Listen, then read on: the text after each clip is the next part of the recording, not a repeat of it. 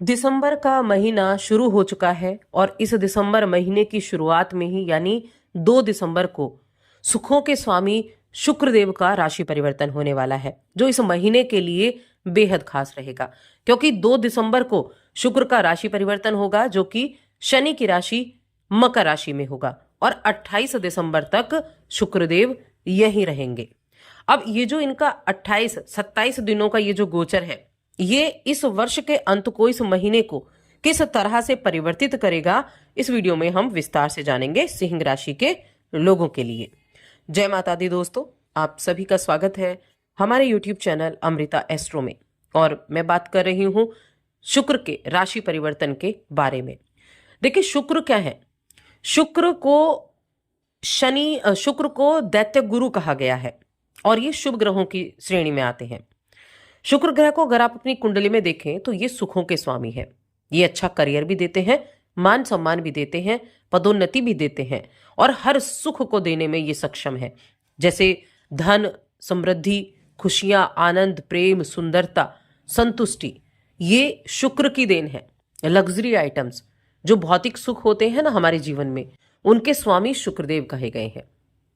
और पुरुष के लिए ये विवाह के कारक भी हैं और प्रेम के कारक हमारे लिए ये कहे गए हैं। अब इनका जब भी गोचर होता है तो बड़ा महत्वपूर्ण होता है।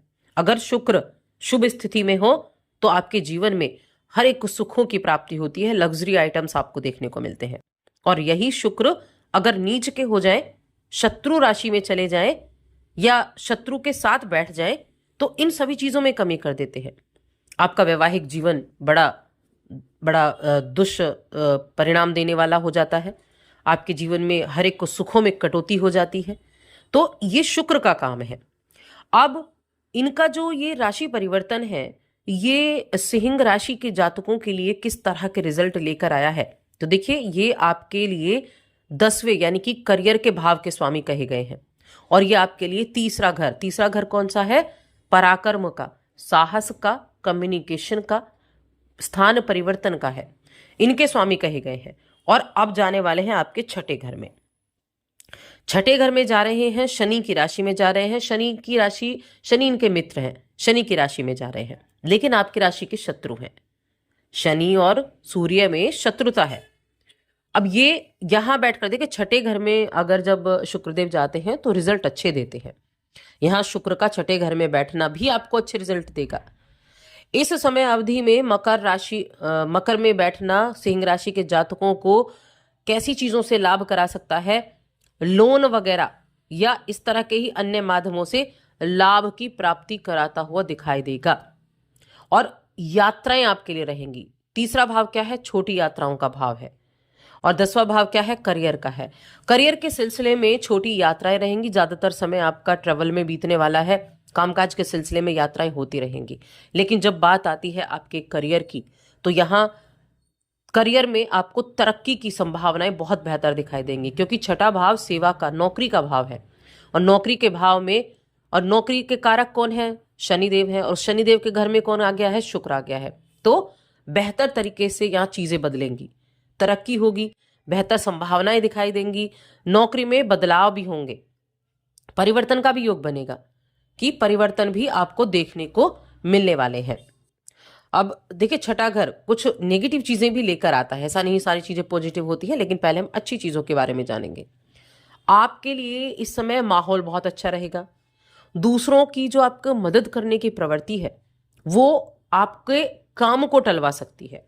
यानी कि ऐसा हो सकता है कि आप अपने काम को टालकर पहले दूसरों की मदद के लिए, दूसरों के काम के लिए आगे चले जाएं और अपने काम को टाल दें। तो ये आपको नहीं करना है। सबसे ज्यादा फोकस पहले अपने काम पर करें, पहले अपने काम को करें, बाद में दूसरों की मदद करें। खर्चा भी इस समय होगा। आप कुछ ऐशो आराम की चीजें खरीद सकते हैं, विलासिता की चीजों पर खर्च कर सकते हैं। तो ऐसी चीजों पर आपका खर्चा होता हुआ दिखाई दे रहा है। अब मैंने कहा कुछ नेगेटिव चीजें भी होंगी। वो क्या होंगी? छठा जो घर है, ये रोग, ऋण, शत्रु का घर है। और क्योंकि सूर्य के शत्रु की राशि में गए हैं, लेकिन शुक्र की मित्र राशि है, तो क्या होगा कि एक तो आपका जो कार्यस्थल है, करियर है जो आपका, वहां कोई व्यक्ति आपको नीचा दिखाने की कोशिश कर सकता है। कोई आपके काम को खराब करने की कोशिश कर सकता है। आपके काम का जो प्रशंसा है वो लेकर चला जाए। काम आपने किया लेकिन वाहवाही उसको मिल गई, ऐसी स्थितियां हो सकती हैं। तो यहां आपको थोड़ा सा सतर्क रहना होगा, थोड़ा एकदम अटेंटिव रहना होगा आपको कि आपके काम का जो प्रॉफिट है वो कोई और ना ले जाए। तो अपने भी ऊपर भी ध्यान रखना है, आपके काम को कोई खराब करने की कोशिश कर सकता है, और टाल मटोल नहीं करना है, क्योंकि ये प्रवृत्ति आपके अंदर बनेगी। टाल मटोल की प्रवृत्ति आपके अंदर बनेगी कि चीजों को कल के लिए टाल देना। आज जो आपके लिए काम मिला है उसको आपने कल के लिए टाल दिया तो अवसर हाथ से निकल जाएगा, और जब अवसर हाथ से निकल जाएगा तो कोई फायदा नहीं। इसीलिए जो भी आपके सामने कार्य आता है, जो भी आपके पास चीजें आती हैं, उसको पकड़ कर रखना है। कोई मौका मिला है उसको पकड़ कर रखना है, उसे ये नहीं बोलना है कि कल देखेंगे, क्योंकि फिर आप पछताने वाले हैं। तो थोड़ा सा इन चीजों पर आपको ध्यान रखना होगा। रिश्तों की बात कर लेते हैं। तो विवाहित लोगों के लिए यहाँ अपने पार्टनर के साथ जो रिश्ता है वो समझदारी से दिखाना होगा। हालांकि चीजें जो है वो आपके ऊपर टिकी हैं कि आप कैसे मैनेज करते हैं, कैसे संतुलन करते हैं चीजों का। और आपने संतुलन ठीक कर लिया तो आपका वैवाहिक जीवन भी अच्छा हो जाएगा, रिश्ते आपके अच्छे रहेंगे। अविवाहित लोगों के लिए अच्छे योग बने हुए हैं, कई लोगों से मुलाकात करने का मौका मिल सकता है, और हो सकता है वहाँ भी आप जाने के लिए अगले दिन को चूज करना चाहें, तो जब आपको जाने का मौका मिलता है तभी आप जाएं, उस चीज को भी आप अवॉइड ना करें। ये मैं पहले बता चुकी हूँ, जो मौका मिला है चाहे वो किसी भी क्षेत्र में हो उसको अवॉइड नहीं करना है। निजी जीवन आपका ठीक ठाक है, और जो तीसरा घर होता है वो छोटे भाई बहनों का भी होता है। छोटे भाई बहनों के साथ थोड़ा अपनी बॉन्डिंग को अच्छा बनाकर चलें, क्योंकि छठे घर में तीसरे घर का स्वामी गया है, तो कहीं ना कहीं आपकी जो आवाज़ है, आपका जो कम्युनिकेशन है वो थोड़ा प्रभावित कर सकता है, आपके भाई बहनों के साथ थोड़ा एग्रेसिव आपको कर सकता है, तो वहाँ थोड़ा ध्यान रखना है।